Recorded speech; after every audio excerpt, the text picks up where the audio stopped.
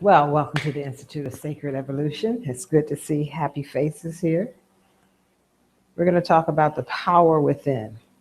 What is that? Everybody's looking for spiritual enlightenment. Everybody wants to be Superman. We want to be the one. And we should be the one. But how do we get there? What is it that we do with this? With the work that we do every day, with the studies that we do, and how do we carry ourselves? How do we manifest that self within inside of ourselves? First of all, we are biomagnetic beings.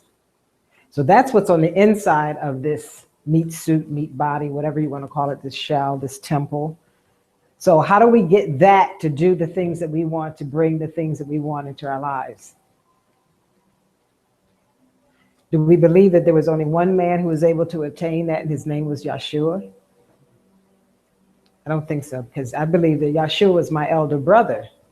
Because what did he say? These things I do, ye shall do them, and greater things shall you do. So what were those things, and how do we get to that place? Because he didn't leave step-by-step directions of saying this is how you do it, and this is the way that you get there. But with the years of us meditating, studying, and learning and understanding about the human body, we start to understand exactly what it is that we have to do to get to that point. So what are the things that we have to do that we just know off the top of our head? So probably prayer, probably meditation, to know yourself. Probably a dedication to the action of what it is that you say that you want to do. But also with that comes the upkeep of the physical body. A lot of us think, the physical body is not important. It is and it's not. And if you understand anything about metaphysics, it's always that way. It is and it's not. The physical body has to be maintained. You have to take care of it because it is the outer manifestation of what is going on the inside of a person. Have you ever seen a person in the store and you could just look at them and you know that they're sick? You don't know what's wrong with them. You have no idea what's going on with that person. You don't even know the person. But the mere looking at that person, you can say to yourself, that person's sick. Either you're seeing something manifested in their body that is relaying that information to you. That is us reading, we're feeling, we're connecting to people. The challenge that we have to make is that we have to be able to get connected to the proper frequency at all times when we're seeing people, when we're dealing with ourselves, so that we can understand what it is that we're reading and we're reading it correctly. So the physical body has to be maintained. So that means that there has to be a relationship between the physical body and that spiritual body that's within inside of you. So that I am reading myself correctly. So that means there has to be a relationship between me and my physical body. And this is an important relationship because some people think, it's not important. I don't have to have it. It's not important. It's just the body. And their attitude towards that is shown in the way that they carry themselves and the way that they handle themselves because it's not important. So we have to learn to take care of that physical body and the maintaining of that physical body. And that is through our health, that is through our exercise, and that is what we put in the body, whether it's spiritually, mentally, or physically. Because a lot of times we don't think about who we make love to. And this is a very important aspect of who we make love to, because whatever it is that they have inside of them, they're going to share it with you. And this is something that we have to start thinking about.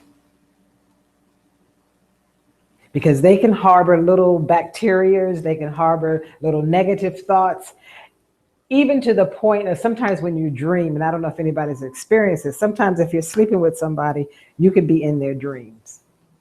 I have done that. And I can also tell you that you better be careful about who you're sleeping with when you get up in the morning and you want to share that information with them. Because they will be frightened or afraid of the fact that you have that ability to do that. Or you may not even know you have the ability, but because you want to share, hey, I had this dream, and they start looking at you and they say, that was my dream. Who are you talking about? So then you're labeled warlock, sorcerer, witch, whatever it is, because they don't understand. But you had never talked to them about anything spiritual, so you really didn't understand where they were spiritually on the understanding of that. So if they're eating pork, they're eating meat, and they're making love to you, and you're sharing energies, you're sharing those essences too. Maybe not to the heaviest degree, but it is there. And it is something that as we become more evolved and enlightened, we have to start understanding this and start looking at this. This is why they say make sure that they're evenly yoked, that this person is moving along the same vibrational frequency as you are. They may be a little higher, a little lower, but they're there, and we always fluctuate in anything that we do. So that's one thing that we have to start looking at, is that who are we making love to? Who are we sharing our true essence with? Because even with the sharing of that essence, as you, sometimes when one decides that they no longer want to be with you and you don't longer want to be with them, and the energy has been shared, there are etheric webs from one another, and we share those. If that person snatches away from you, then your etheric webs are like this. They're coming out from you, but they're falling down like if they were on the ground. You got me? So therefore, you're still feeling love. You're still feeling some type of way for that person, but they're not feeding you back. So they call you etherically bleeding. And this is when we feel that a woman or a female or a male, they're feeling a little sad, a little down. They don't know why, can't get the energy up to do anything, because they're etherically bleeding over that person. So there is a ritual that you can do to seal off your etheric lines, because you're still giving out the information. You're still giving out the love to this person, and they're not receiving it. So you have to seal that off to protect yourself. Nobody really talks about this because most people don't care, and they just kind of bleed until they, eventually the scab comes on those etheric lines. And then you meet somebody else and they bump up into that etheric line and you go, oh, that feeling comes back, the remembrance of that. They say something, you know what, I think I'm gonna leave this situation alone. This is too painful for me. You move back. So this is something that we have to understand. We are biomagnetic beings. So being that biomagnetic being, that there are energies that we can feel and we can share. And we have to trust what it is that we get when we feel what we feel. We have to trust that feeling. You can't doubt yourself, because every time you're doubting yourself about whatever it is that you're doing or saying or being about, it's like punching a hole through your etheric aura. Every time you go to a psychic, they're punching a hole. Well, let me pull that back just a little bit. They may not necessarily be punching a hole, but they're pushing up against you. Sometimes they will, depending on what it is that they want to do. And you may or may not know it. You may or may not feel it, but it's there. You don't always need, a lot of times we want to, I want to know. Your journey is your journey, and it is for you to discover it in the best way that you can. Everybody is not for you to punch in and read you or to give you a message, just like we give messages here. And if you don't feel it today, then it's all right. Just say, no, I don't want one. I don't need one. And it's fine. If you feel that you need a message and you say, yes, thank you, come to me. But everybody is not on that same wavelength. And you have to be aware of that. And it's not to frighten you. It is what it is. And a lot of times We don't want to hear truth. Then we get too sensitive. I don't want anybody to read me. Oh, I can't go in there. The energy is not high enough for me. You know, we get on one of those things. But if the energy, if you are who you say that you are, then you can deal with any energies, any energies that come your way. The challenge is to build yourself up to be that person. If you don't exercise, then that muscle in your physical arm is not going to be strong. But if you start exercising, that muscle in your physical arm is going to be strong, just as your spiritual body is going to be strong when you challenge yourself and take yourself maybe into a place that you think may be questionable to see what it is that you do. See how you deal with it. Can I hold up my own? And all of that comes really from your own confidence. Your confidence in who and what you are as a spiritual being. And it is not from the egotistical sense. If you're saying, I am this, I am that, no. Let your actions show. You never name yourself. You've never given yourself a name. Your parents gave you a name when they held you in their arms or they looked at you and you said, oh, this looks like a Barbara. I'm going to name her Barbara. They felt something with that name. Whatever your name is, they felt something. They had a connection. They said, this is what I shall call this child. We don't name ourselves. People see us do things. People see us be a certain way and they name us. I don't see myself as Mama Bear, but I'm called Mama Bear. But I love it. It's okay because that's my totem animal. And I didn't like the bear when I first did the meditation and they said to find out what was your totem animal. And I got this big brown bear. And I'm like, I wanted a Black Panther or something. But then when I started reading about the bear and what the bear is, yes, I am the bear. I am the bear. So that name was given to me, but I didn't give it to myself. Mama D. I never said call me Mama D.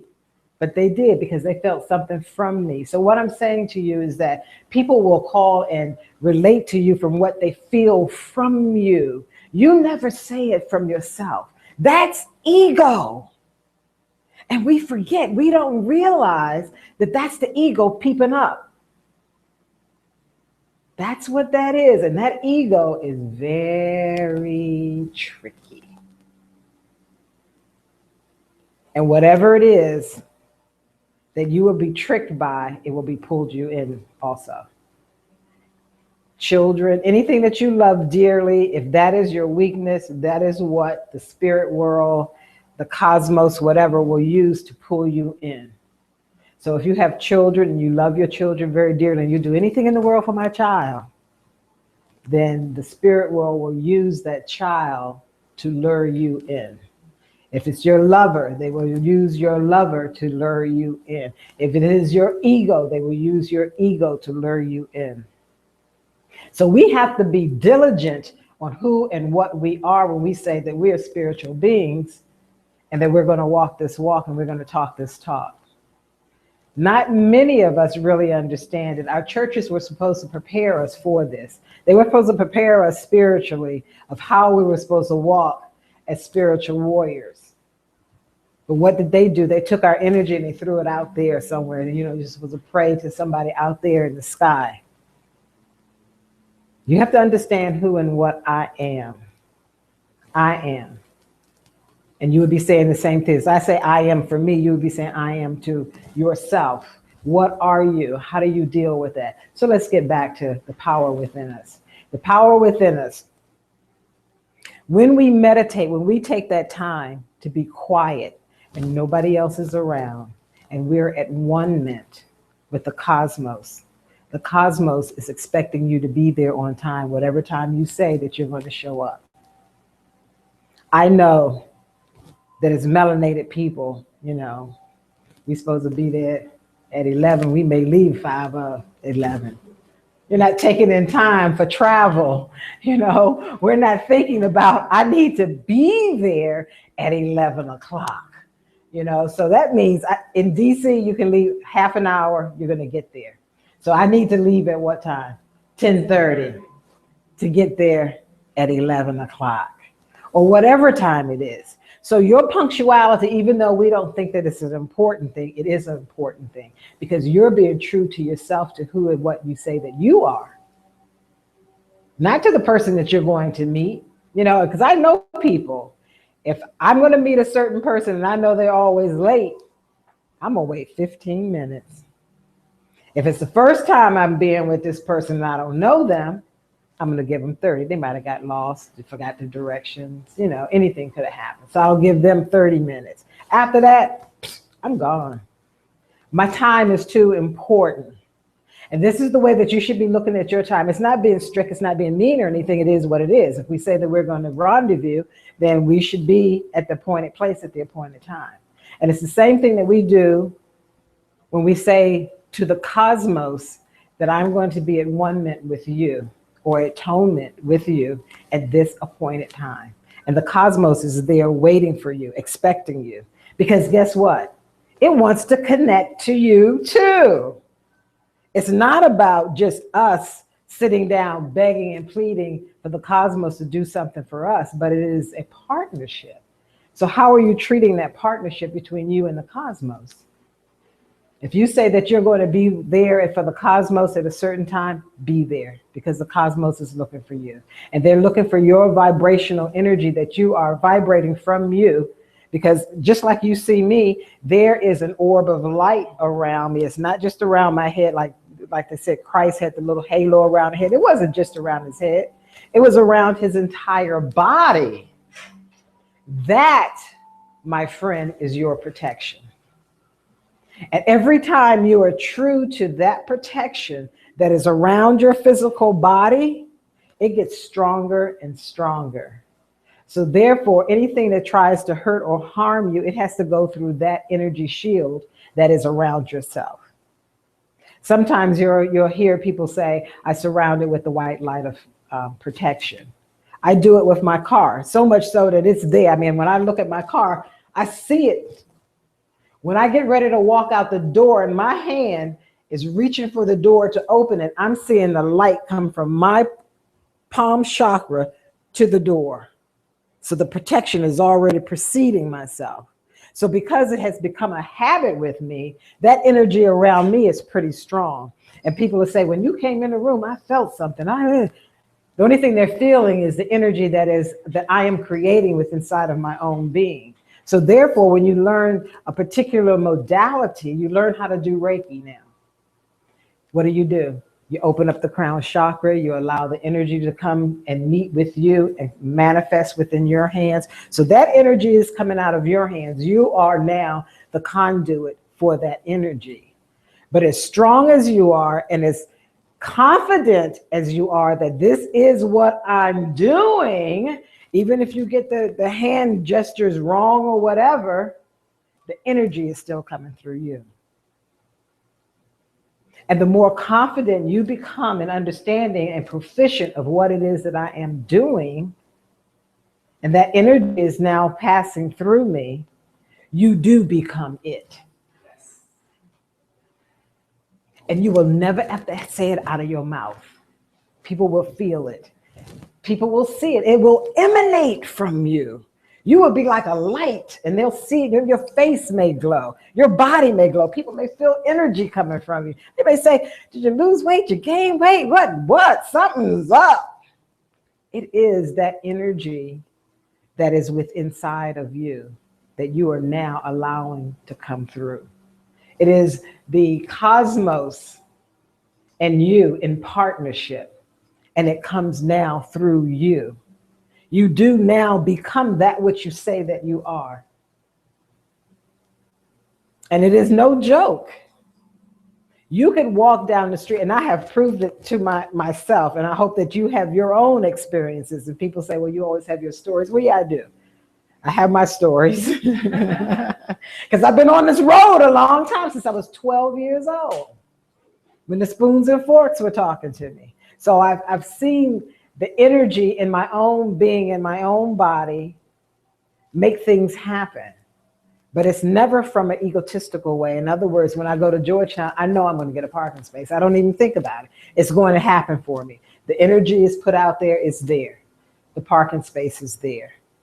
When I want to return something in the store, I'm not going to have a problem with the person. I don't care if they're having a bad day because I'm going to change it. I'm the difference. And it's not from an egotistical place. It's what I expect because I've never met anybody who's not a friend. So I come in peace. I'm not expecting anything. I bought this. It doesn't work. I need to bring it back. You're going to take it back. Simple, easy. But when we go in, I got to talk to the government. You know, them people, they never answer the phone. I got to go to the post office. They upset. You've already put it out in front of you. So what I'm saying is that when we start harnessing and understanding who and what we are, regardless of what they're having, it'll be all right. Even if they just started fussing with the person who was in front of you, when you come, squish it. Now, what happens when you come up there and it doesn't happen for you? Then you check yourself. I never look at the other person and say, what's wrong with them? What am I doing? Did I have a thought? Was I thinking about somebody else? You know, sometimes, I got to pay taxes. But that thought, I just was a negative thought and I put it out there, it's going to affect what I'm going to be doing right then and there. So you have to check yourself. And sometimes those thoughts come so quick and so fast that you don't even realize that you threw it out. You control your universe. Each one of us here controls our own little individual universe and we make it what we want it to be. If your universe is not giving you what you want, then you need to check yourself. And sometimes you're just so right that what you thought that you wanted was not supposed to be for you in the first place. Shay. And you'll be all right with it. You'll be okay with it because we don't know everything. We don't know everything. So you have to be always at a neutral position in the still water so that when the stone is thrown in, the rippling effect just waffles throughout the water. That is how we should be even in our consciousness, no matter what it is that we want, what it is that we want to do. We have to stay at that neutral position that no one knocks you off your square. Because when you put your heels together and you create that 90-degree angle, that is an energy. Animals, when they're hurt and they're not feeling well, they run into a corner. They back up for that energy. Same thing when you allow people to come into your house and they bring in negativity. That negativity drops off of them and goes into the corners. This is why we're supposed to clean up our houses. Because if that negativity builds up in your house, you feel a little sad. You got to pay taxes, threw that thought out. I don't have enough money, you threw that thought out. But they're little harmless little thoughts. But what they're doing is building up in that corner with somebody else's stuff. So now little havoc is happening in your house. Things are happening. You don't understand. Well, what's going on? When was the last time you cleaned your house? The cobwebs. And how do we do that? We take our incense and we go into the corner and we make little S all the way down to the bottom. And you only have to do the basic corners of the house. And then maybe get a citrine crystal and put it in the farthest left-hand side corner of the house and leave it there to assist you in whatever it is that you're doing. The melanin in our skin, talking back about the physical body, about the power within us, it is a natural transmitter of energy. Natural transmitter of energy. That means you know everything and anything that's going on at all times. Every satellite that goes up in space has melanin in it. Every satellite has melanin in it. Everyone.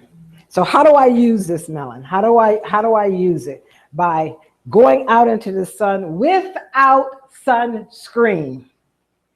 For melanated people, and I hope you guys out there in TV land are hearing this, because other people are telling you to put sunscreen on your skin to block the sun. You need those rays. You thrive on those rays. If you don't have it, you will die. What does it do to them? Burn them up. But not you. Now, what did I say about metaphysics? Sometimes it is, sometimes it's not. It will burn you if your diet is not right. People who say, well, I can't wear gold, or I can't wear this. How can you, as a natural being of the earth, not wear gold, not wear silver? Huh? And I'm from the earth? I'm a person from the earth? Come on now. Don't let them, as they have in the past, twist things around for you. Because see, now is the time, it's very imperative that we as melanated people start opening up our eyes and saying, no, this is wrong and this is right. And understanding why we're saying this is wrong and this is right. It ain't none of this maybe stuff. Either it is or it ain't. Either it's up or it's down. You know what I'm saying? Don't let them fool you. There are universal laws that we must respect and that we must honor. And when we are respecting and honoring those metaphysical, spiritual laws, we can manifest whatever it is that we say that we want.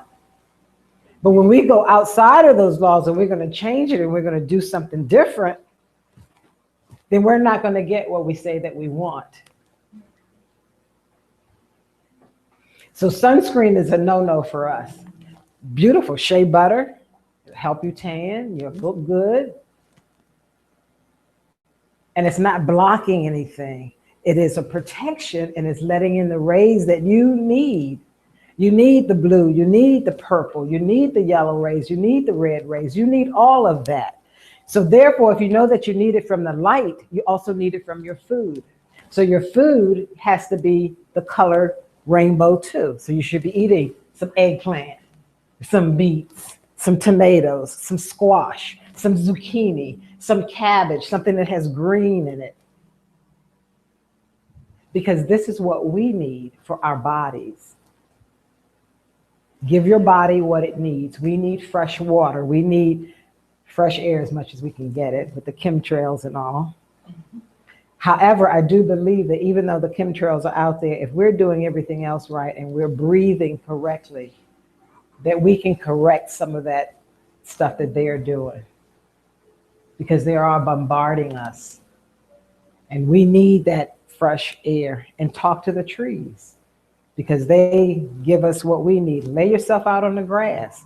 Allow, if there's anything that's bothering you, I call it a spread eagle. Just lay out on the grass and just see the energy of whatever is disturbing your physical body being released into the soil as you laying there or sitting on the grass. Because maybe you don't want to lay out on the grass. Maybe your neighbors are looking. You know, you don't want them to think you're crazy. So just sit out on the grass and make sure your feet and your butt is on the grass and release that energy into the earth.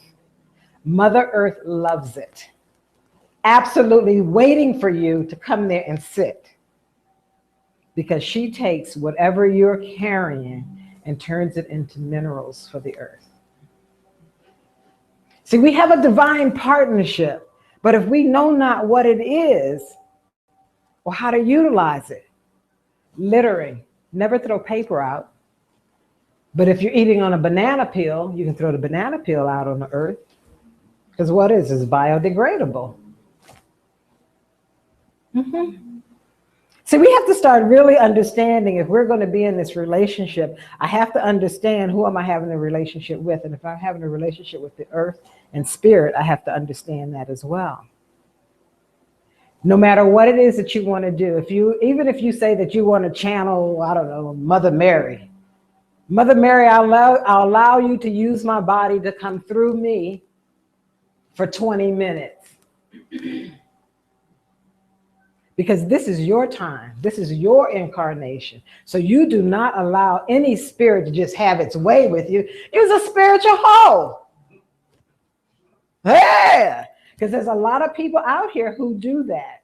And they think that they're so holy. But you're not. When you're allowing spirit to come in and through and around your body and to utilize you, because spirit will use you and it will use your voice. It would sound like your voice, but it's the quality of the sound of the voice will be a little bit different from yours. And this is how you'll learn how to discern, am I talking to me or is this spirit talking to me? Because it'll sound like Wadi. It'll be her voice in her head, but the quality of that voice, meaning it'll be a little clearer, maybe a little bit higher, a little bit lower, or something that she will be able to detect that this is a little bit different from me.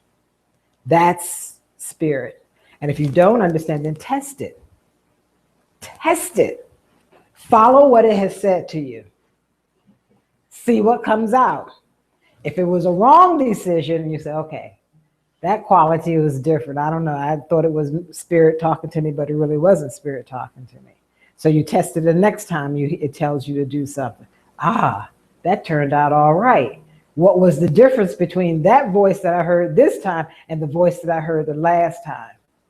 What's going to happen is that you're going to start learning and understanding which voice quality am I to listen to. And then you'll be on automatic. You'll know. You can just ask and say, should I do this? And you'll know. You start going on automatic. But in the beginning, it's that learning the discernment of what is actually being said to me, what is actually being done. What do I need to act on? That is the discernment. And when you're doing this type of work, you ain't got time to be dealing with nobody else's madness.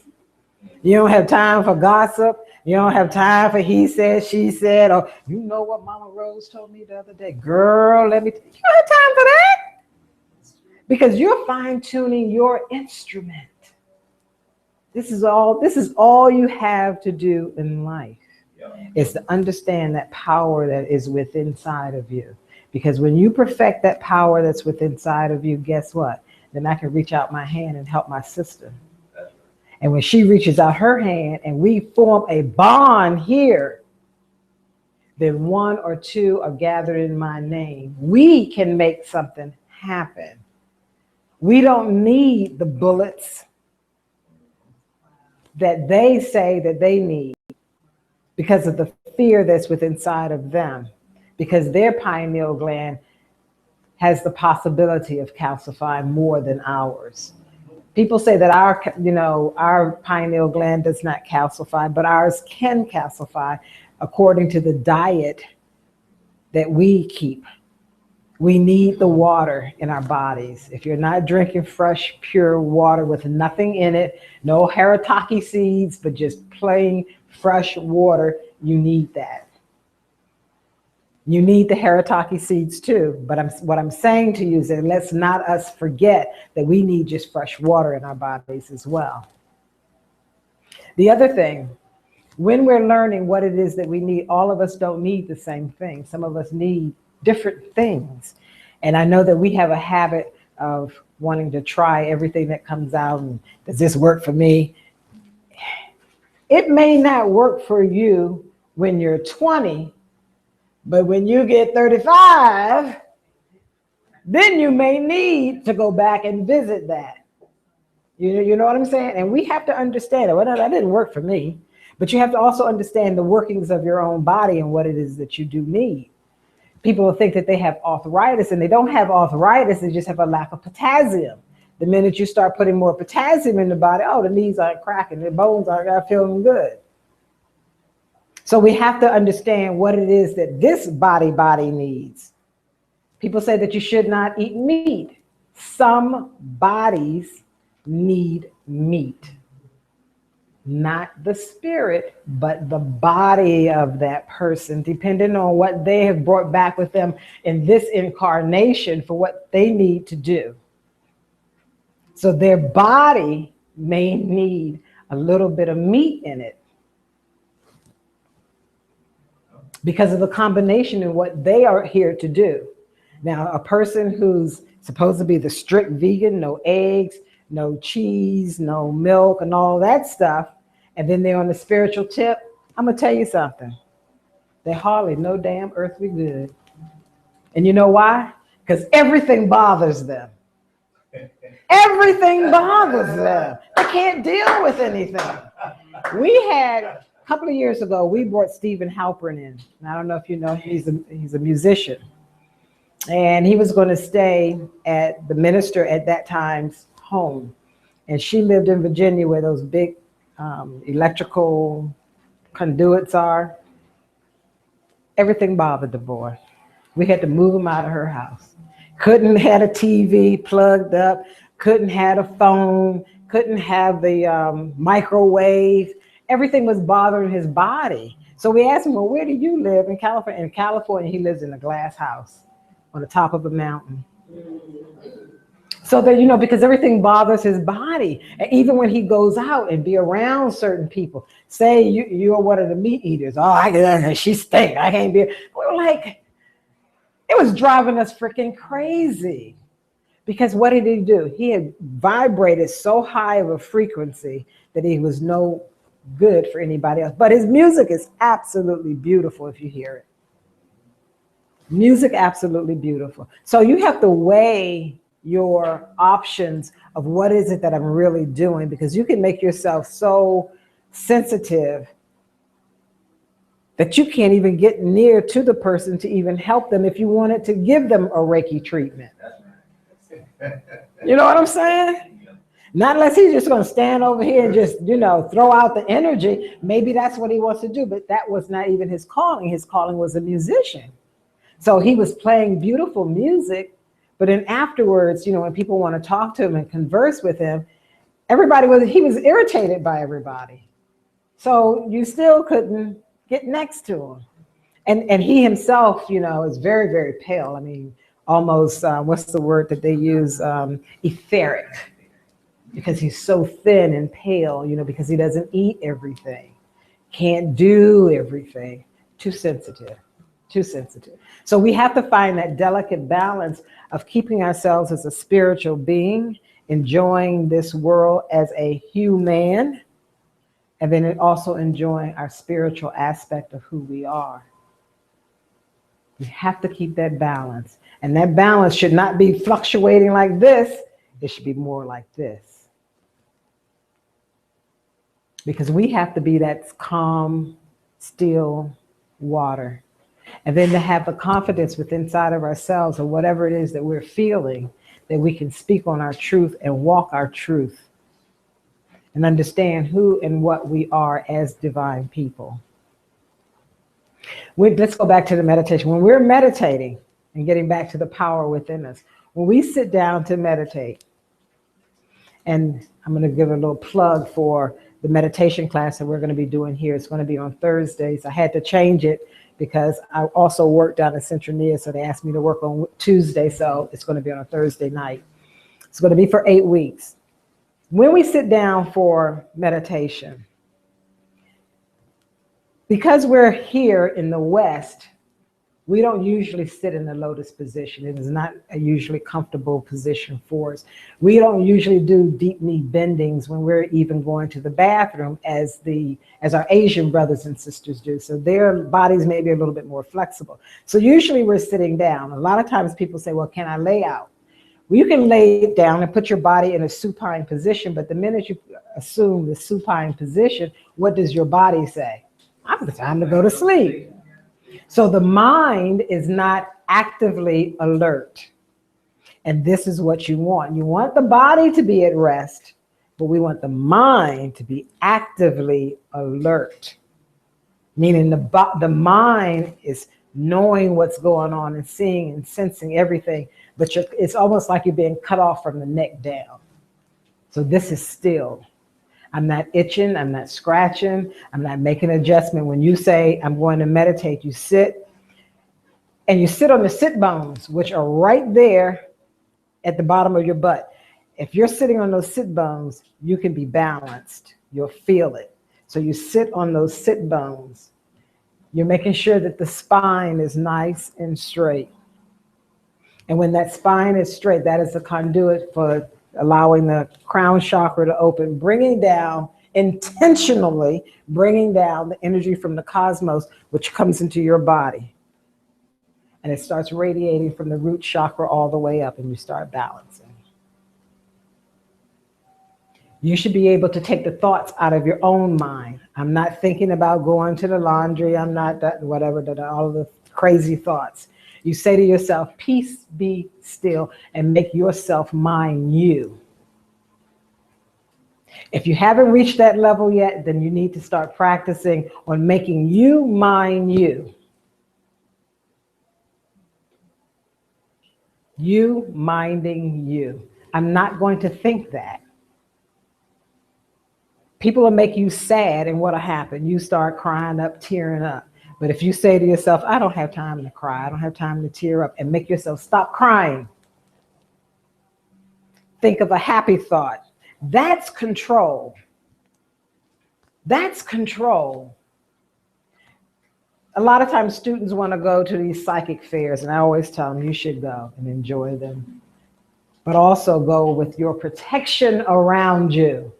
Because those who are learning the left-hand path see you coming with all the love. I want to love everybody. Everybody's my friend. Come to me. But I'm not protected. So they see you coming and say, look at this happy-go-lucky. And they throw something out at you. You trip, you fall. You think, oh, I just fell off my shoe. It's okay. They're over there saying to themselves, got that one. Because just as I teach you to do things to try to see your power and whether you can do anything, same way their teachers teaching them, but they're doing it on the negative side. Same. So when you go to those psychic fairs, you have to know that there are those people out there looking to see what is the thing that Gibbons used to say, Rose? I go across the earth seeking who I can consume, devour. Yes. Because we're really just fodder until you understand who and what you are on the spiritual level and start really manifesting who you are divinely. Because we're the ones who are supposed to divine and say what is and what ain't. And we have to have that authority and the confidence to say what is and what ain't. And if we can't do it, then that's our weakness. And if that's your weakness, that's where the energy comes in. Just like a house, wherever the house is the weakest, the water comes in or whatever, the bugs or whatever, they come into those little cracks. So we always have to check ourselves and understand who and what we are as spiritual beings, and how am I going to carry this authority of saying that I am a metaphysician, I can do this. Then that means that I can heal at a touch, and I have the confidence that I can do that. And I'm not waiting for anybody else to do it, but I can do this. And I practice what I say that I'm about at all times. Even when you're out there having fun. You have fun, but you have fun with the knowing that I can't drink too much. I can't eat too much of this because of what it's going to do to my body. It's going to throw my body off. Even if you do something and you're with people who are not as spiritually attuned as you are, then you know that when you go home, you have to clean out your body. Let me go and drink my chlorophyll, and maybe tomorrow I'm going to lay in the bed and take it easy. You know, and I'm gonna go sit out here. I'm gonna go to Rock Creek Park and just lay out on the grass for a minute. And I'll tell a shepherd, I said I was gonna come, but I think I gotta take care of some spiritual stuff today. You don't mind, do you? And he's gonna say, no. I know a shepherd's gonna say, it's okay. You know what I'm saying? This, who we are and what we are, everybody's understanding us, about us, but we are not. I was appalled to find out how much a melanated man's body will go for on the black market. I mean, they're selling your parts, like your organs, your kidneys, everything. The skin. And like you, my brother, and like you, my brother, with all that, and my sister with all that melanation in you. Woo-wee! Black gold, black diamonds. And that's the way that they look at us. I'm tainted. But the purity and the essence, the black hole, the goal is there. And they're trying to obtain it any way that they can. Any way that they can, while making you think that you're not this. And that's the one thing I want you to really understand. If you're still watching television, if they're saying it's this, it's really that. Do not get it twisted. If they're saying it's this, it is that. If they're saying don't eat the chicken, you can eat the chicken. Because you wait 2 weeks later, they're going to come back and say it's okay. Same thing they did with the coffee and everything else. They come back and say that it is. But I always say, you know, every body is different, and some people can drink the coffee, some people can't drink the coffee. Some people's body does get a little jittery, and some people's body get jittery only because it has been suggested that if you drink the coffee, your body's going to get jittery. Because see, that is perception, and also it is a form of their mind control that they do. Come this fall, I guarantee you in September, you're going to hear the announcement, get your flu shots. 60,000 people are going to die from the flu. So they've already put it in your head. So when you go to the CVS and you see the little sign, free flu shot, they said 60,000 going to die of the flu. I better go and get my flu shot. You better run the other way. Because there is a shot that they are now going to make mandatory for everybody to take. That's the next thing that's getting ready to come out. They're making this shot mandatory for everybody. I don't know how we can get out of it. I know in the past you've been able to get out of it by I've written several letters for people who worked in the medical field, and because they are affiliated here, they don't necessarily have to get the flu shot. But this particular one that they're bringing out, I don't know if that's going to work. You know that this school year just passed in, this is 15 and 14, the children had to get 2 more additional shots. So they're out to clear this earth of us, and they want our organs because we're the only humans.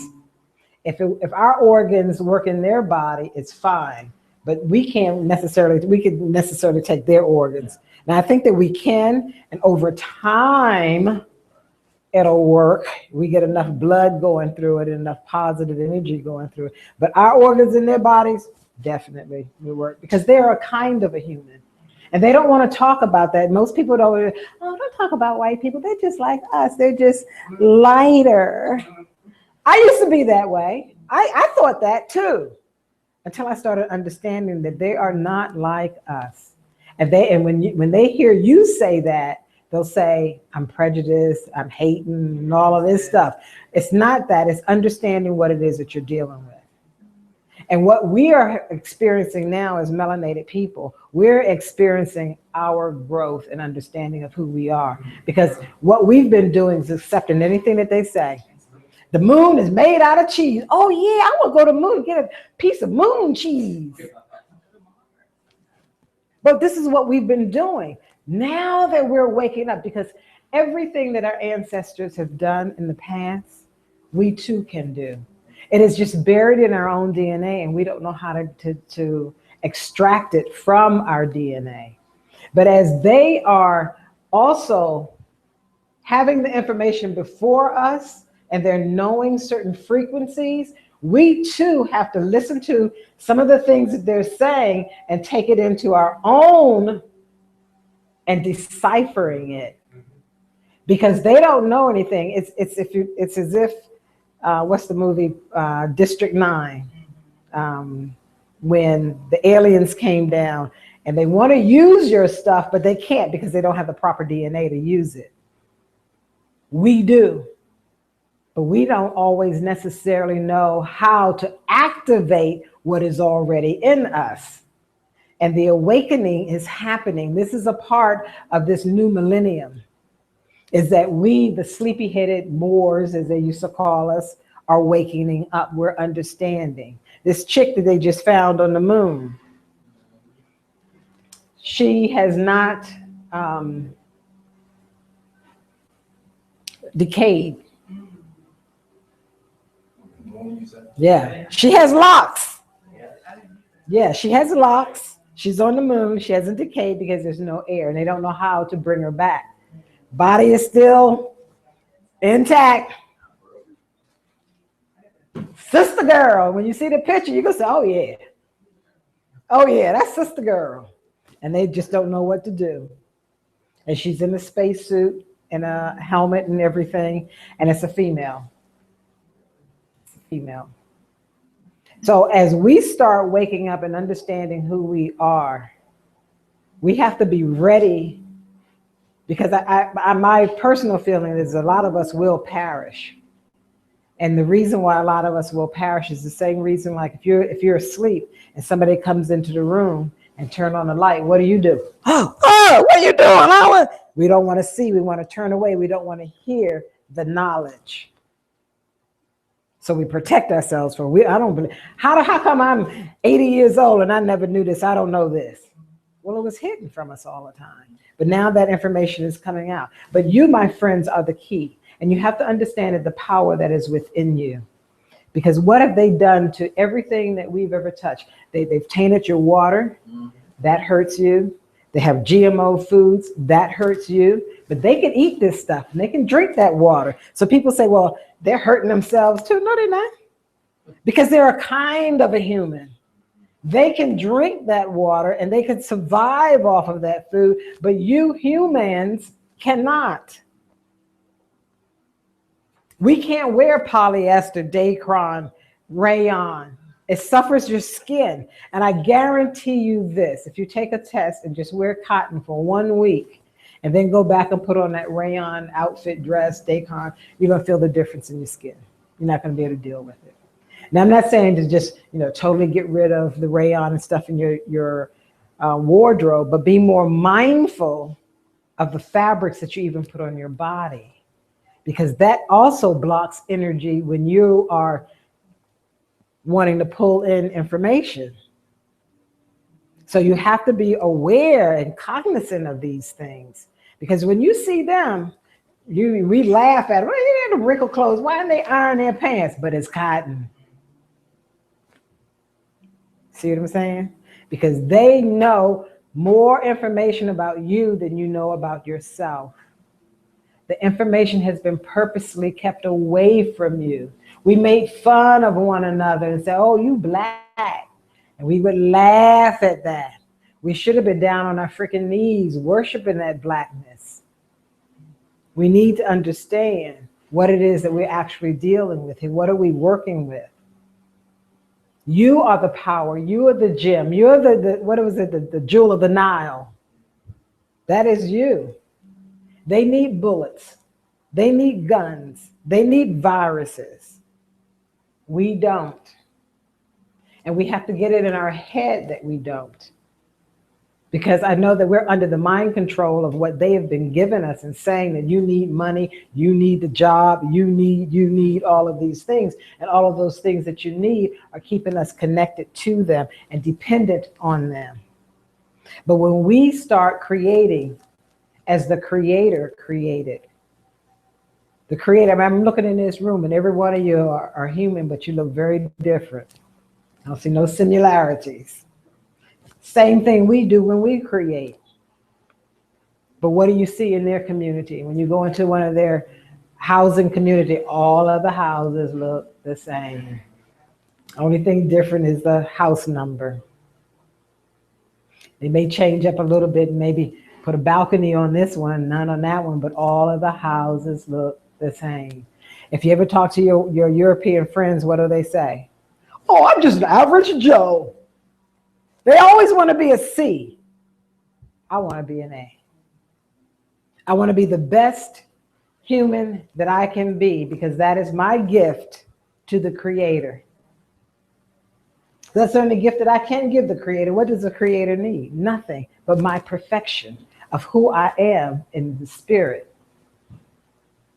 That was our mistake the first time, trying to perfect something that was already perfected. But it is the spirit of us in which we have to work so that we can perfect this earth that we are on. We have to learn this, and we've got to get it straight the first time around. Taking our time, so that this little one, when he grows up, he will be a divine being. And we have to watch one another and say, who am I going to put together? I'm going to put this woman and this man together, because he knows how to take care of her when she gets cranky, when she's getting ready to conceive a child. And he'll know how to take care and provide for his woman. And when that seed is born, then all of the rest of us in the community will make sure that that seed is taken care of, because he's going to be our next president. And we're already programming him for it. We're already giving him the information. We're already sending him to the best schools. And we're nurturing him as a community so that he can receive that. And this is the way that we're going to have to start operating, as opposed to, I don't know the people, I ain't telling them nothing. No. This is our future. No matter where they are and where you see them, they are our future. Ashe. And we have to do something about it. And so we have to have clear thoughts, so that when they come to us and they ask us a question, we have the answer. No more are we going to say, I don't know. We don't say that anymore, because you know everything.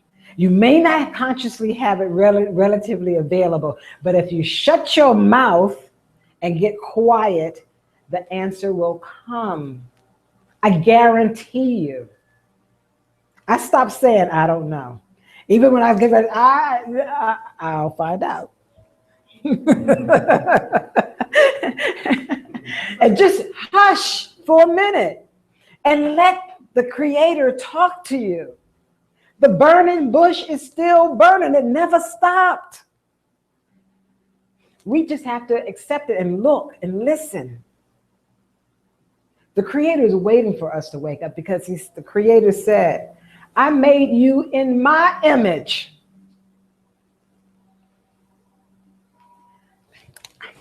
My butt too big. I'm too fat. I'm too black. So what do you think that the Creator is saying? I gave you that big nose and that big butt. I made you in my image, and you have the audacity to not like it?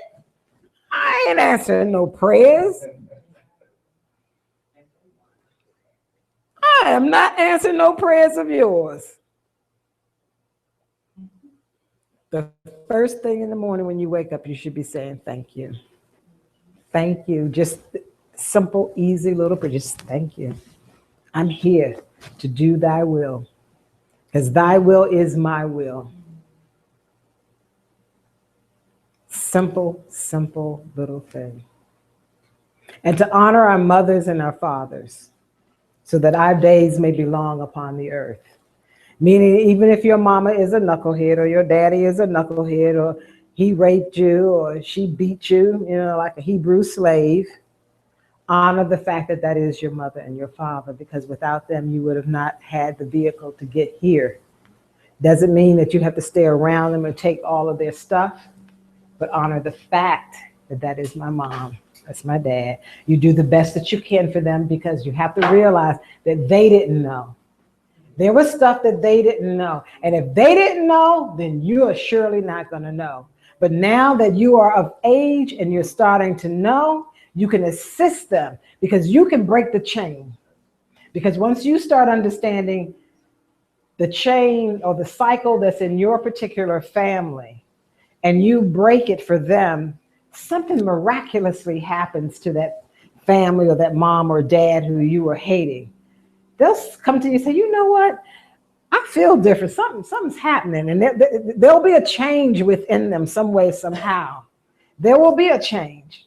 And the more you change, they will change, because that etheric thread is still there. It's just like a mom can feel her child when her child is not, oh, I want to be with a man. When her child is not feeling good, and the mom knows that my child is not feeling good, the mom knows what the child needs. And it's the same thing that you'll be able to do for your parent. And you'll be able to heal them.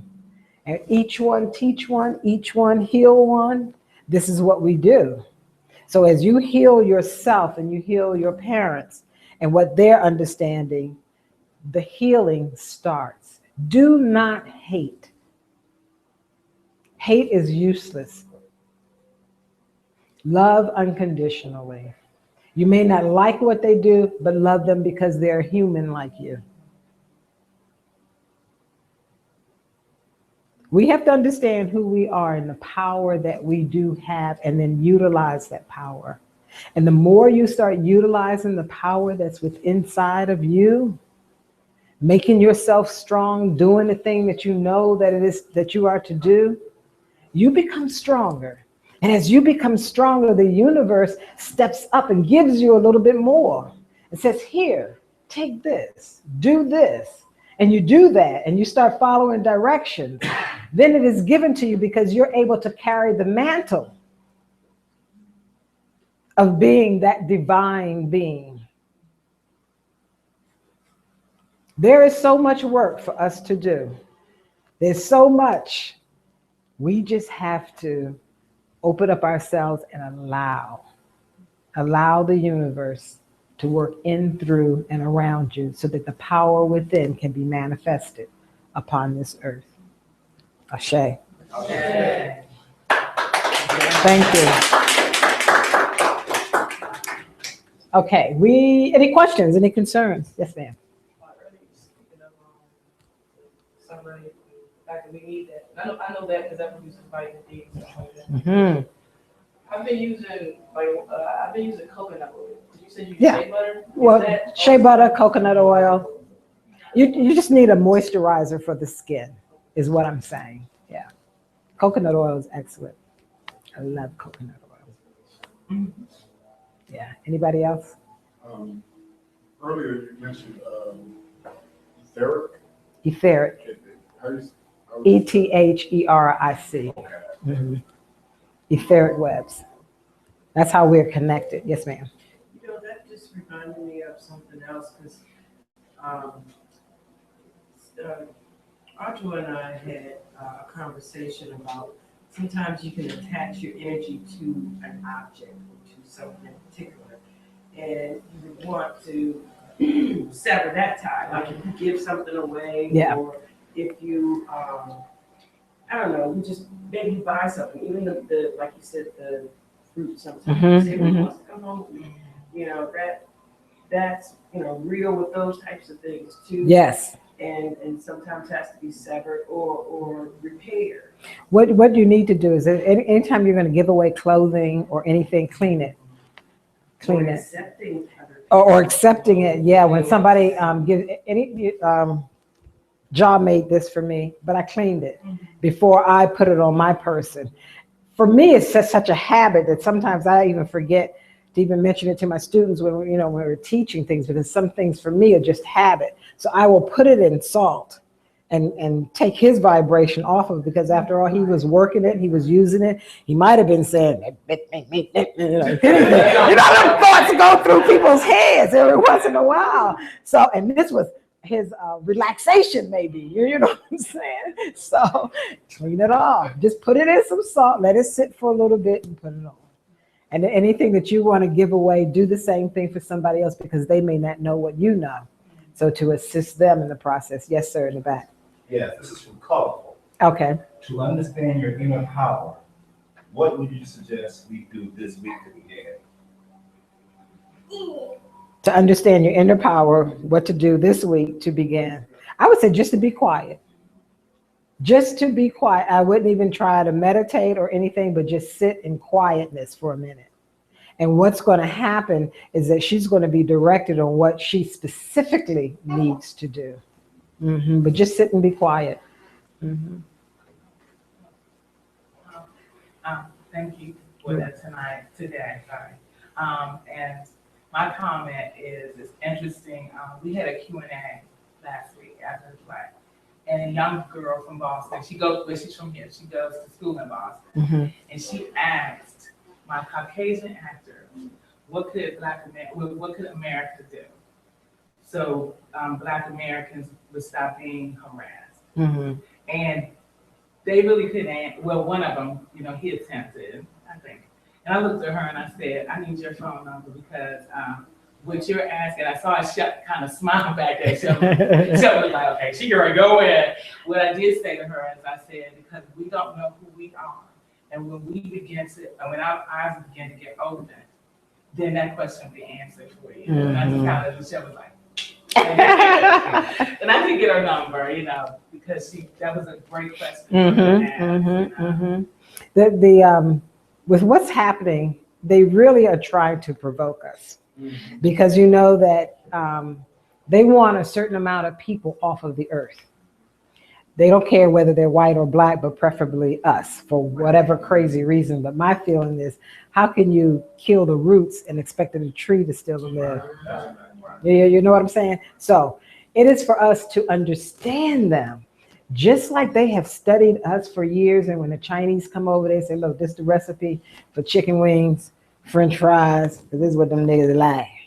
And you can open up all of the shops that you want in their area. Can't bring it up in Bethesda now. You got to stay down there in the hood and make your money. And our government matches whatever their government gives them as money to come over here and to start. That is what they have to partnership. So everybody wants the partnership.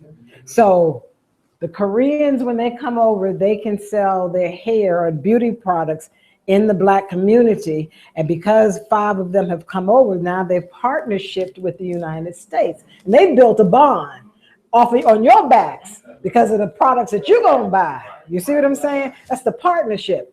We as a people have not partnership with anybody. We haven't even come together to say what it is that we're going to have as our gross national product. You see what I'm saying? The Ethiopians, when they come over here, okay, 5 of y'all can come over here and we'll just give y'all license to drive the taxis or to open up a restaurant. That's a partnership between the United States and Ethiopia. Everything is about commerce. And when we as a people start understanding that, then we'll start joining together. First of all, among ourselves. That's why I feel that ISE is so important, because all of the people in here are like-minded people. We're thinking the same thing. We're not looking to Jesus to bring us anything. We are being the Yahshuas. We're taking it to the next level. And what are these churches doing? Trying to keep you same old, same old. Been singing the same songs, same thing. My mother used to pray so much and be hurting. I said, Mom, you hurt so much, and then you don't go to church when you're hurting. I would think you go to church when you're hurting so they can put the hand on you or something, right? You know what I'm saying? And she would pray and pray. I'm waiting for the Lord. I'm waiting for the Lord. And I said, well, you know what? He ain't got here yet. And all the women in the church, I'm waiting for my man to come. God gonna send me a man. They turn 40, 50, and they still waiting for him. I don't know. The only thing I'm saying is that we have to start thinking a little bit different. We have to start strategizing about what it is that we're going to do and what it is, how we want to be as a people. Stop letting people define us. And we start defining who and what we are. If we're to get together with another group, you know, there are Muslims out there, there are Moors, people are doing these processes. Let's come together and sit down and say, okay, how would we do this to take ourselves out of this? And what is it that we need? Okay, we need driver's license. We need jobs for our Oshawa. So what would we do first? I say we build our first school. Build our first school. That would give teachers, because they're a different little mindset, but they don't mind working. So if they came into the school and worked on our curriculum that we would give them to teach, right? That in and of itself would help change their minds as teachers. Because they'll be teaching a curriculum that is consciously bringing up our people. So that's how you would bring in the teachers. Then open up a holistic healthcare center for conscious people. Get one doctor in there who's a medical doctor, have him to start seeing how we heal. That would change his mind and bring him around as well. Yes, ma'am. I think now is the time to really, really, really be real about what you just shared because, well, first off, Obama is leaving in January. So any. That's true? Yeah. Wow. Well, no, it'll be the following. It's 2016. 2017. Yeah. Oh, okay. Okay. Okay. They voted 16, leaving. Okay. What I have heard, and this is why I said it so soon, because the Yeah. conversation that I was having was, it seemed like they're setting up some things so that when his Time is up. ends, there's a lot of things that we've gotten as privileges or able to. What we got? What privilege? Okay, the question you have, I'll answer that. Really, we have in each other's eyes, we have, girded ourselves up, we've enjoyed ourselves a little more, thinking, oh yeah, we finally got this, we got that. And maybe you aren't someone who would think that way, but the mass majority who do not see the way we see, feel that it's a step forward, feel that it's progress. What was progress? Because he was there. Because we have a Black president. Well, nobody really refers to him as half black except for someone who, well, that's what I'm saying. We do. You see, that's the first thing that came out of my mouth. But at the same time, there's some preparation going on. And we are not necessarily seeing it as over. It's over. And then once that switch flips, then we need to be prepared because the economy is going to change. The structure of our business, a lot of things are being done that we aren't any the wise to, but economically it's going to impact us, which is going to impact the way we live. So yeah, well, that's one of the ththings. I'm glad you brought it up because that's one of the things I said that we should do. We can go down and listen to Congress when they're passing bills. And I forget the girl's name. She came up here with Lewis one time, and that was her job, to go stand in line and get a ticket so that she could, and then she would give it to you, and you could go and listen to Congress. But she actually stood in line for other people to get those tickets, right?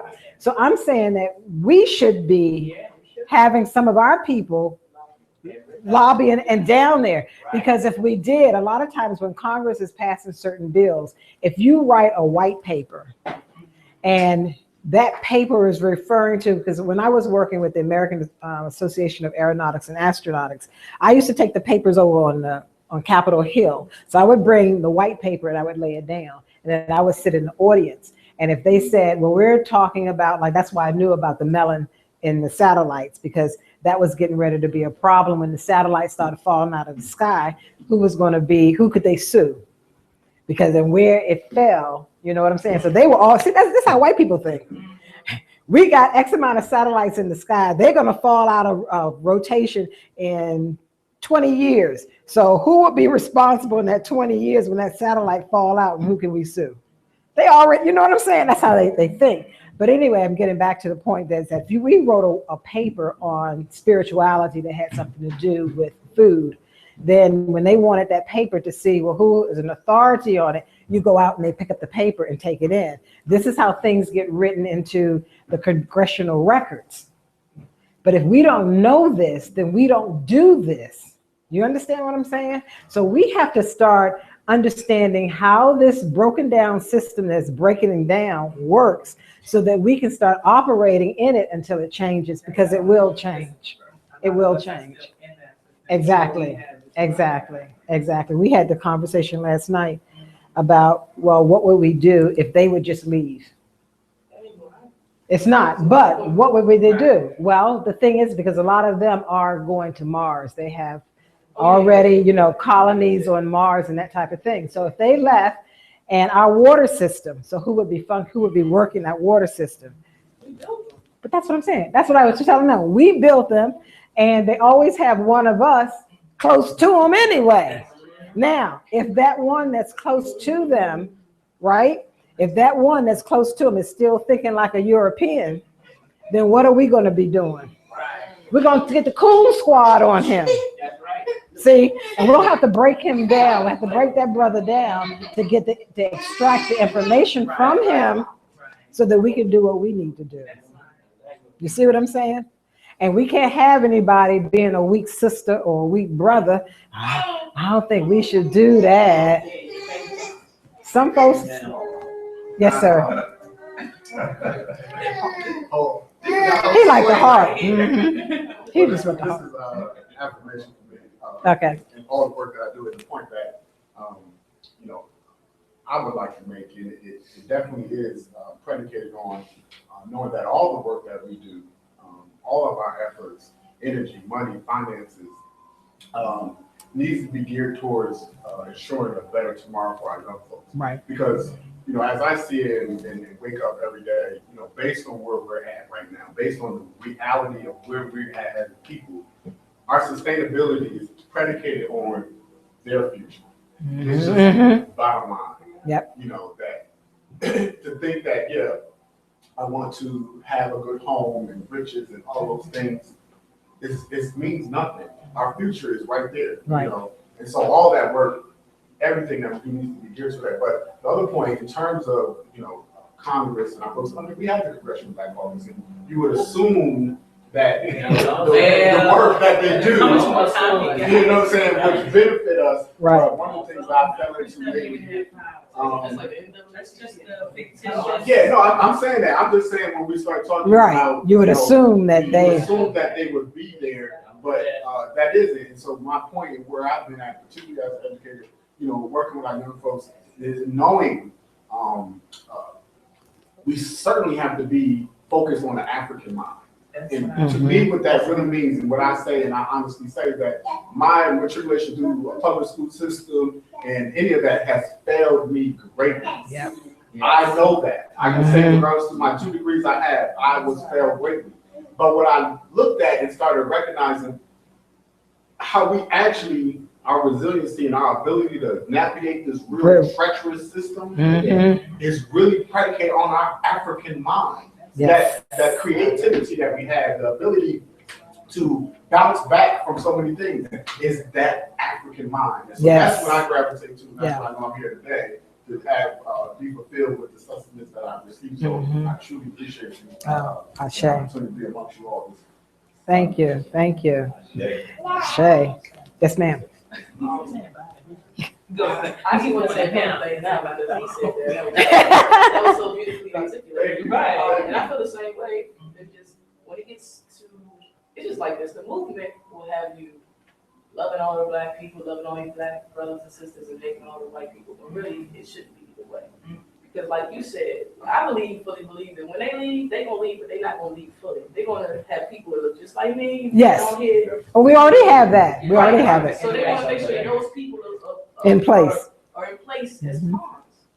So the thing is, like, should we start realizing and separate ourselves from those people as well? Because a lot of people just want to gravitate to all black people, and it's not the case. Because African, like you said, our African mind, but even people in Africa are apostles. Those aren't even real Africans anymore.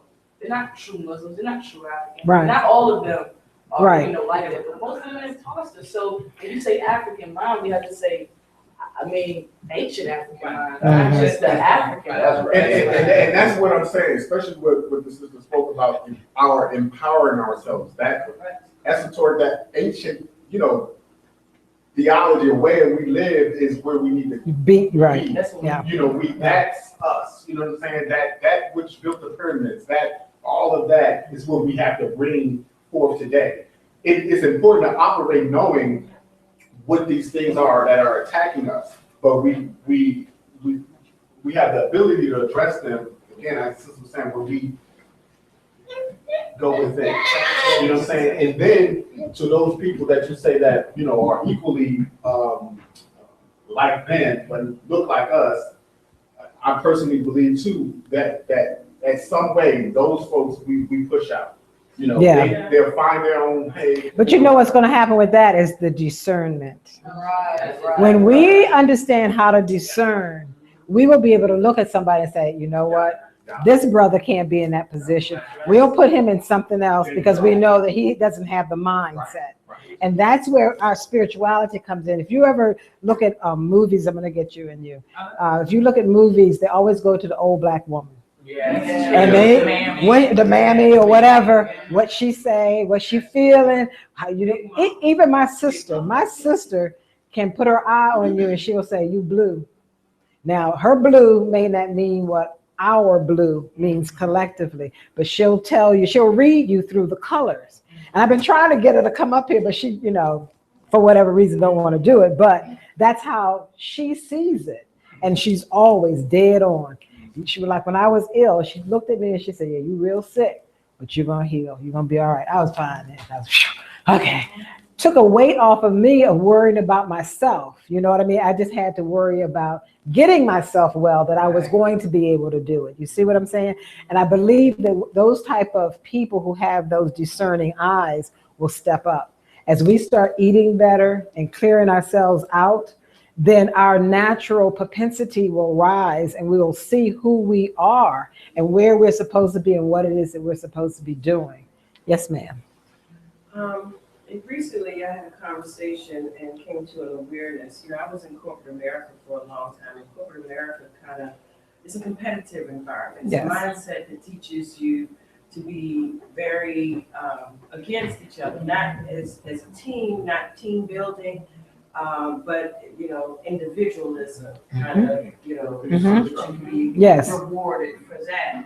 Whereas I don't see that as being a natural way of being, like loving. To me, feels more natural than to be competitive. So a lot of times what I would do is in that environment, I would team up with other people or say things to people to get people to kind of work up together, and they would be like proud together that one of those in that group may have won or something like that.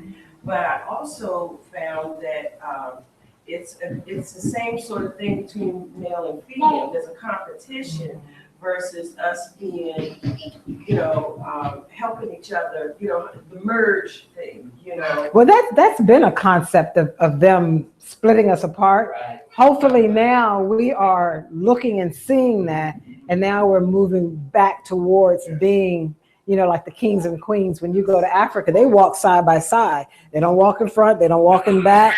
He respects her, she respects him. There's a camaraderie, a union, be evenly yoked. So I believe that as we start understanding who and what we are, that natural energy about who we are is going to rise up, and we'll know how to handle the situation.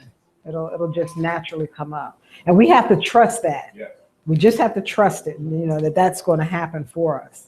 Because we are at that turning point, when they say that this was the new millennium, and we're going out of the Pisces and into the Aquarian age, a lot of stuff happens in that transition. It just doesn't happen, one day is 2000, it's 1999, then it's 2000, everything's different. It transitions. It's a slow transition of the change of what it's supposed to be. And we are right there in the midst of that change. Every 2,160 years. Our ancestors used to look out into the sky and see things change with their naked eye, because that's the condition that we were in. Now we're just down at 2020. So we can't see but, so far right in front of us. But I believe that they were able to see out into the universe. And that's why they knew what was happening. And we just have to gain that back. But the only way we're going to gain that back is through us understanding who and what we are, loving our melanated skin, being able to raise up our energy from our root chakra to the crown chakra, letting it explode from here and pouring out around us, and then us strengthening that energy that's around us, that it becomes your shield, that when no matter what happens, we would be like Superman. They would shoot the bullets and the bullets just bounce off of us. I think a lot of the false illuminations has something to do with you had better eyesight when you could actually go outside and look at the stars and look at the sun. But look at the stars, you could see better at night because things weren't illuminated falsely around you. You could actually see what was illuminated. Atmosphere was totally, totally different than what it is now. You were nothing like that. Did you have a question? Nothing? Okay, Hashem. Yeah, I have two comments again coming from colorful. Okay. Person is, she's only reminding everyone about a gardening project, rolling out of her house. You're doing something. But just remind that, we actually out of doing something, so just give us out those who want to actually help participate. But also there's a brother named Lee Meek who came up here to ISC before. And this brother has a network of indigenous growth and greenhouse. And he can he have food delivered to you every week if you want, for like $35, something like that for a basket of organic produce that's grown by us here locally. You like pounds? Uh, Like pounds? you know, yeah, it's a basket. I'm not sure if it's like how the Rose used to get it. So she can give you more details about that. And, you know, put you in contact with her brother. Yeah, it's about a basket. I think it's $45 No, a month. honestly, I was asking, in terms of the pound of the basket, it's like a 30, 40 pound basket of produce. Or, No, not that heavy. Okay. It's like the old school like laundry basket, plastic laundry basket. Okay. Mhm. Okay. Yeah, it was, and the other thing she wanted to mention is that each week, maybe we should share what positive things happen in our lives for this week, and or how we made a difference in our household or community. Okay, So this would be something. thank you, thank That's you. similar to church in the beginning, how you tell your testimony. Right, Story, right. yeah. Well, you know, it takes us a while to pull ourselves away from the customs of what we used to do and what we're doing now. It is. We can help start ourselves off. I mean, encourage each other in a positive way. Say, oh yeah, you know, applaud the, you know. Yeah, I think that's one of the most important things, to look at our strengths, you know, look at those things and promote those things over a lot of what we constantly are being bombarded with, you know. I agree with that. Our strengths are not that often elevated. Because we're good at picking our faults.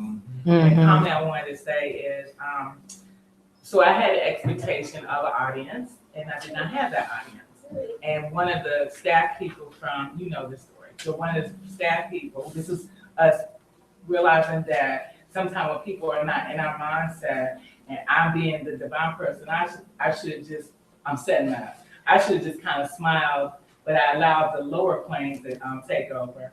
So one of the staff people came last Saturday, and he said, so how was your show? I said, oh, my show was great, but I didn't have my audience. And he said, well, and this is what we are used to doing, maybe you should change your title. Now, the woman after me was a white woman in a black festival. She was a director, and her actors were black. And her title was about mental illness. And I looked at him, I said, well, are you going to tell her to change her title? Like, we're so used to doing that. His rationale was, change your title, we'll keep the message. That's us always accepting. That's us always taking down. And I looked at him and I said, and there lies the problem. I said, you're part of the board or the staff of this festival, yet you will tell me that I need, but you're not going to go tell her that, you know. And her thing is about mental illness. So are you going to go tell her? And it's when we get our, and it's like you said, it's going to take time because we all weren't there. But I do see some changes in people, even with my cast members, because we rehearsed up here, and I had 4 that were white, and they said there's something about this place. I'm like, well, you can kind of look at the wall, but they knew it was something. And even one of them said, I might come one day. And the reader said, I'll let you know when to tell me to come. But because they knew it was something, and I told the reader one night we heard her door close. Nobody was in there, and all of them, they were like, "Did you close the door?" I'm like, "Mm-mm." I asked the director to go back and look at. He's like, that was nobody but Mama Rose Spirit didn't want to have them white people back there in the back. I know there's a woman around me, and so I said, oh, it's just my ancestors. Let's keep going. They were like, wow, like you could tell that. They, like you said, they know that some of us are beginning to understand that. Mm-hmm. That's my little spiel. Okay, any other questions, concerns? Yes, sir. Actually, my second question earlier about statement. But when you were referring to like lobbying and stuff like that, on a lot of government levels, politicians are paid for, which is what I was speaking to Brother King about last week. Mm-hmm. What you were saying was kind of familiar to how I feel about it. Like, in order for us to really take back this country, take back our power, we have to start with the economics. Right. Because that's the power that they hold over us, honestly. Like, they don't have nothing else. Nope. Nothing else over us. So, and the money that they have is our money. We literally give them the power. Right. You know, every single day, every single week, every single month, their gross income comes from our pockets. Right. We're not investing in our children. We're not investing in our communities. We're not investing in any of our black designers like we should be. Any of our black businesses the way that we should be. But we expect them to come and save our kids. Like I was talking to a lady last week. She's upset because something about the school, and she's cursing and all about the school, something that they won't do for her kids. And I mean, that happens a lot in our community where parents complain all day long about what the schools ain't doing and blah, blah, blah. The principals ain't approving this and the school board doing that. But honestly, why don't we invest in our own kids? Well, I think the first thing is that we do invest in our children. Benta, who's a teacher up here as well, and she wrote a whole curriculum to start a school. And this is when the charter schools were, you know, new on the scene. And she asked us about the curriculum, and her curriculum had a lot of things about Black people, you know, melanated people. So when she took it to them, they said, oh no, you can't teach this. So they weren't going to fund her. So that kind of, you know, broke her spirit. She's kind of downhearted because she used to do a summer program up here to teach children how to read. And that kind of broke her, you know, because we were telling her, but she didn't believe it. Exactly. But she was looking for the funding. So what I was saying to her is that we have to do the funding. We have to give the money and build the school ourselves. And then when we put the curriculum in the school. Then we'll hire a teacher who's been trained by them, okay, teacher who's been trained by them, social worker who's been trained by them, but they're going to be using our curriculum. That's going to change their mindset because they're not conscious people like we are, you know. So because they're teaching that curriculum, it's going to make them do something different. But how do they get the curriculum? We're going to create it. We're creating the curriculum. The mindset that we have, what you said is true. Like she's asking the wrong person for the money. They're not going to get. That's like the ISC. You take this to ISC idea to the government. They're going to give you money. No. So the thing is this. We have to fund this on our own. Right. We have to fund this on our own. We have to start teaching our community to stop giving away. We have to start putting value on real things instead of spending money. Put it to you like this: every time you collect money here, I bet you don't make as much as a Christian church. I don't make any money. I don't make any money. We don't make money. Instead of giving $5 at Starbucks every single day for coffee, instead of giving Jordan $200 for shoes, instead of buying that extra weed that you don't need, instead of all these things that we keep buying that we don't need, why don't we save that money up and say, hey, we're going to put this on the pot and we're going to have our own school? What? Actually, we could do that, but most of us, we don't trust one another, because we even tried to do a thing where everybody would give, what was it, $25 for a week, and then you go around and put everybody's name in the bucket and then say your name comes up. So we give you all the money, but we leave 75 in the bucket, and then we do it again. Then we give you some money or whatever it was. I'm just using, you know what I mean? In other words, he got bills, she got bills. So we help each other first. Then once you have your money and it's gone around how many times we are, then because you have some extra money, you can put a little bit more in the bucket. Then you start an account. And this is what a lot of the African nations do. This is what a lot of Koreans do to even fund their money while they're here for their community. That's so hard, though. Like that, when I get a white man, my money is easy. I take and give it to him. Right. Because that's too much, right? It's our conditioning. Well, that's to say, you know, this is, I mean, it is that. It's just that. It is the reality we live in.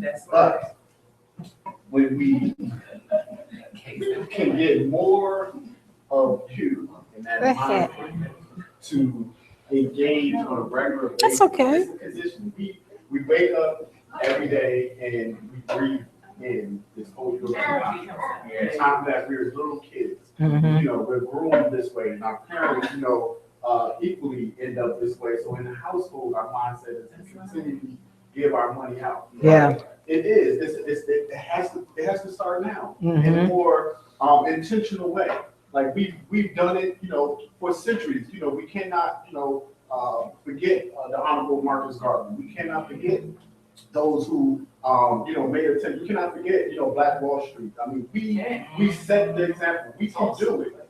But again, we're in this degraded state. You know, we have to acknowledge defeat, and we have to sort of step back now and be in this environment. It is true, to one point I think you're making, that if we show up here in this house, in this room, being served what we're being served, we need to leave with something that sustains it. And then look at in that attempt to magnify that, you know. So we each have a responsibility. It is interesting. My background is definitely economics in the sense that I focus on encouraging entrepreneurship and economic empowerment in our community. I have a monthly network in social where we talk about business and, you know, focus on business.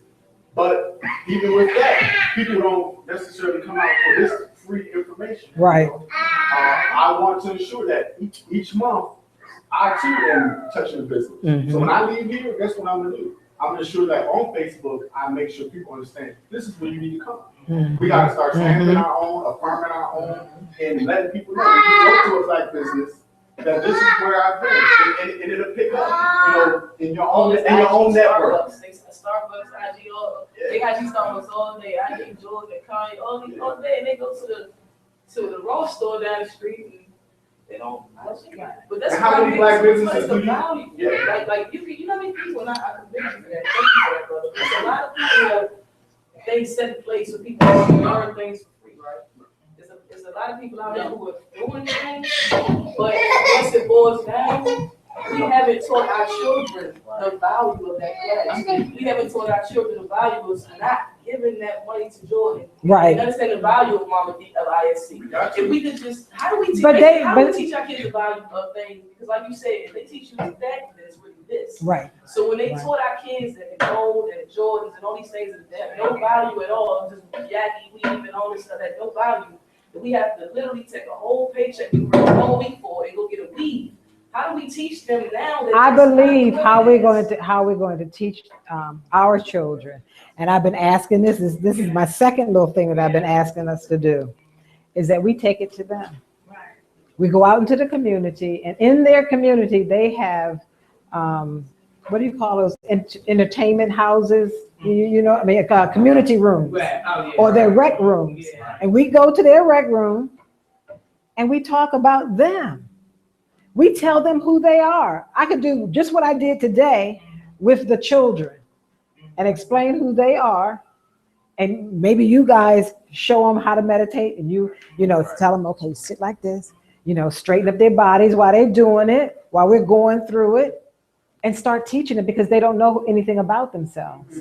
So somebody has to go out there and do it. And I say, Aja, will you bring 2 loaves of bread? Can you bring a jar of mayonnaise? You bring some tuna fish, you bring some cookies, you bring potato chips, you bring something to drink.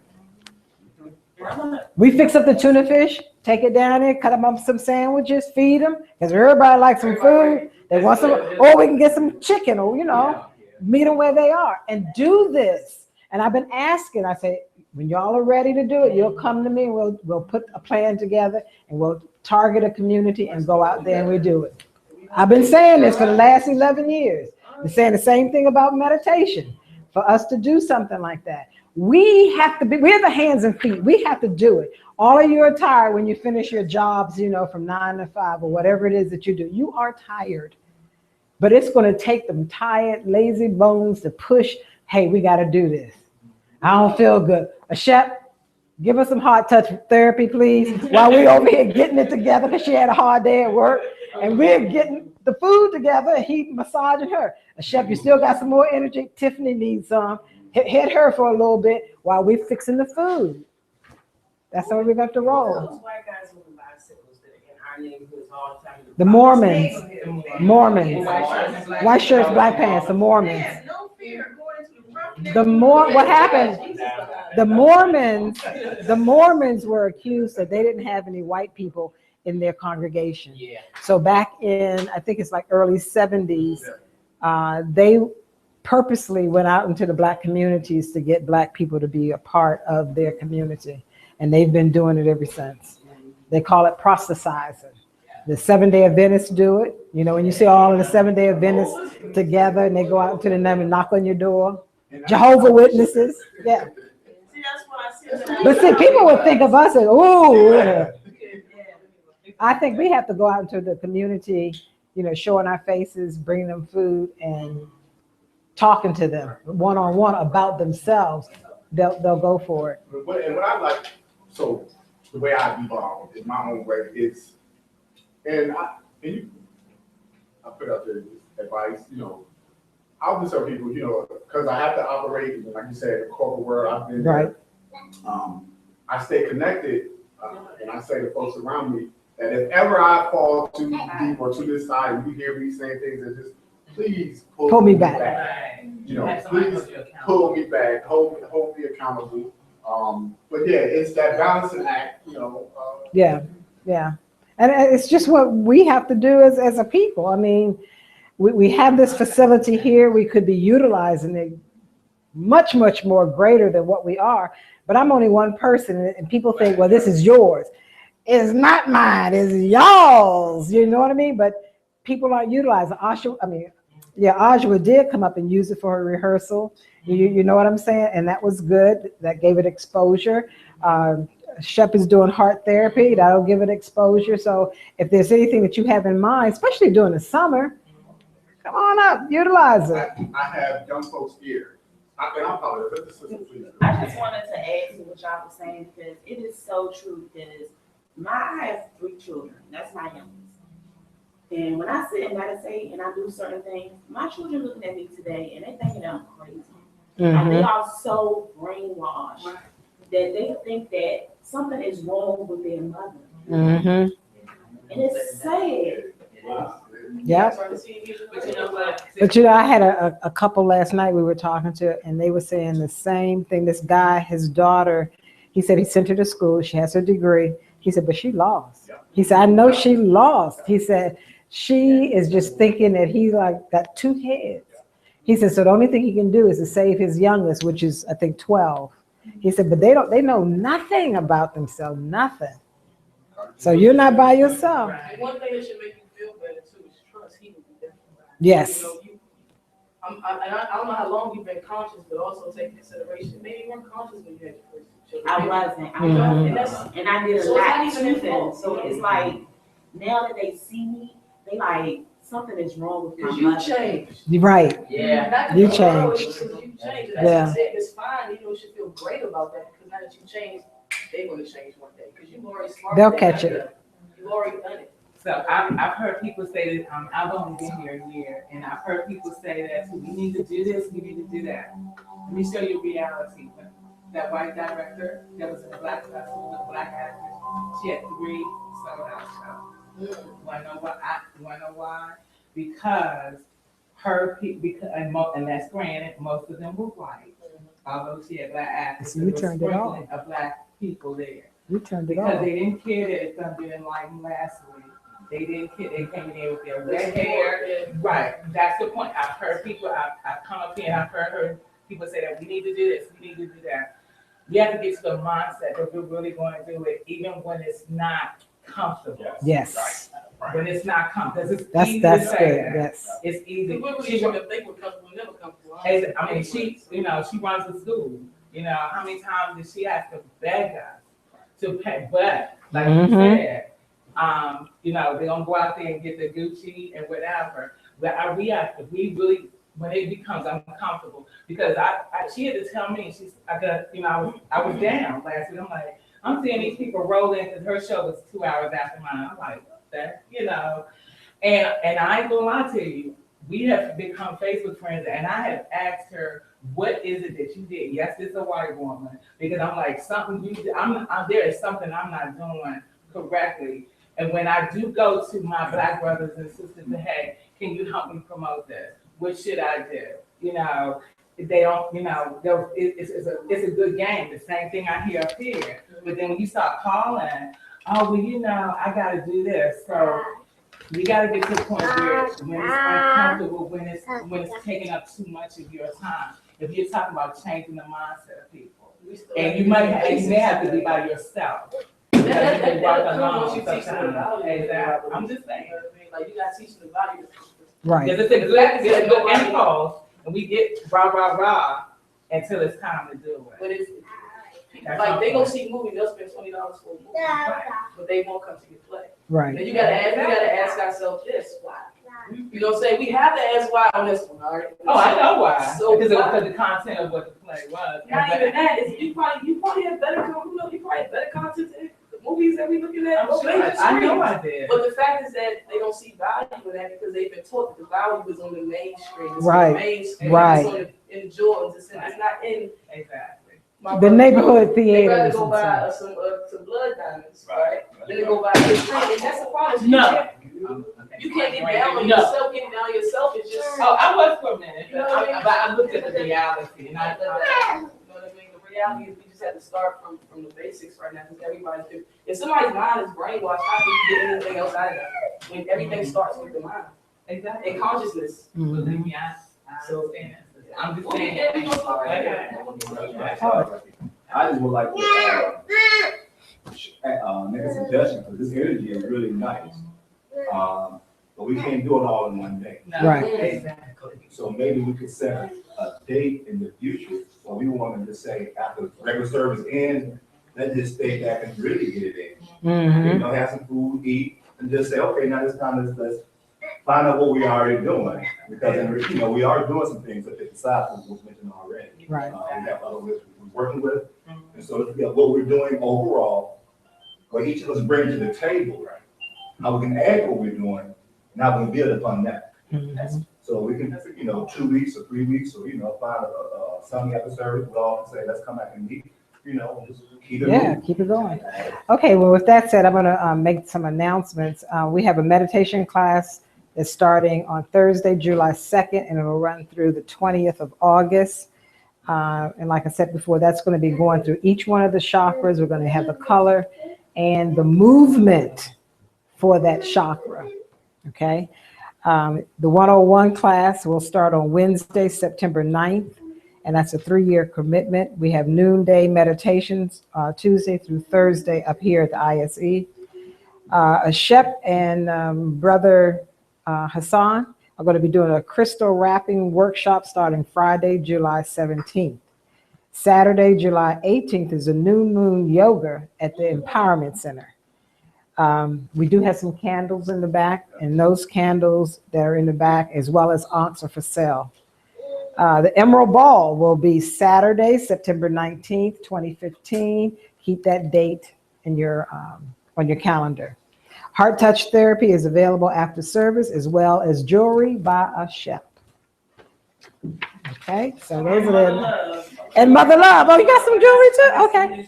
Okay, Mother Love got some jewelry as well. So now we're going to ask that you give to the Institute of Spiritual Enlightenment without doing hurt or harm to yourself. Have an announcement? For is it new moon or full moon? The full moon that is coming on the 1st.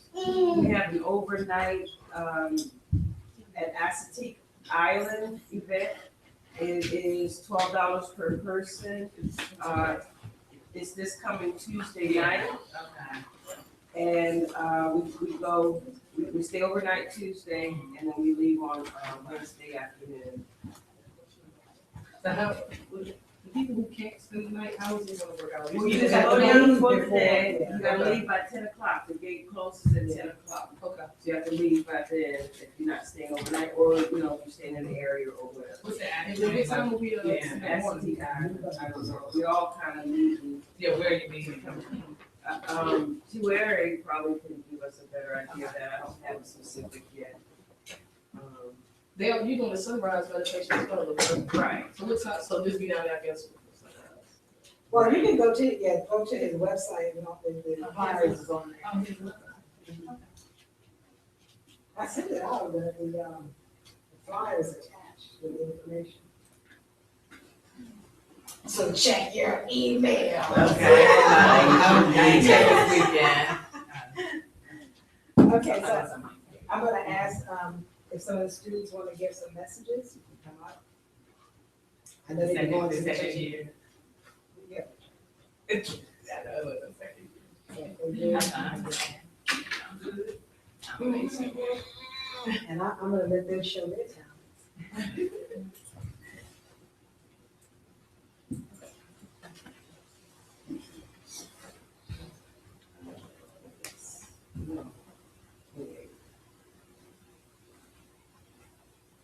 I'll come to you, my brother.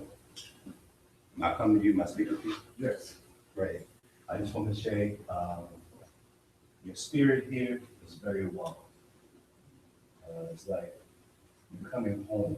Yes. That's right. Right. You have such a familiar spirit, and welcome and welcome and welcome. And the work that you're doing, like I said, it's like you've been here for as long as we've been here in this, even though we just meet each other. That's how deep the work and conviction and dedication that you carry with you as far as what you believe in. So continue that journey, brother. We look forward to working with you. I leave that with you. Mama Rose, may I come to you? Yes. You have a lot of knowledge and it's time for you to start sharing it. Even if you just do it amongst those of us who are here, you have a lot of knowledge for women specifically. And you have a lot of love inside of you. So if you start cultivating the young women that come in your midst, it won't only help them, it'll also help you open up and to fully embrace who you are so you can live a fuller and happier life. I'll leave that with you. Now come to you. Count it all joy. Whatever you're going through, the trials, tribulations with your children, count it all joy. Right? Because what's actually happening is lead by example. It's the same that we always strive for. How could I help heal someone if I'm not healing myself? And so that's what you're doing. You're actually leading by example. And it's textbook because most people who are caught up in the worldly affairs, isn't ready for a light switch change all of a sudden. And what you've done, it may not have been a light switch change, but they see somebody totally different. But as you continue to be the example, that's all you can do. And as you be the example, they will see firsthand what you're doing. And that's all you can do, just be the example. And by you being an example, it's gonna change your vibration. So how they look at you won't even matter anymore because you're being who you are. And how whoever see you, family, friends, it won't even matter because you're gonna feel that love that you're carrying with you because you're being the example. You know you're being the example. So I just want to remind you to keep coming to ISC and keep being the example, right? And your vibration will change, and who cares about other people?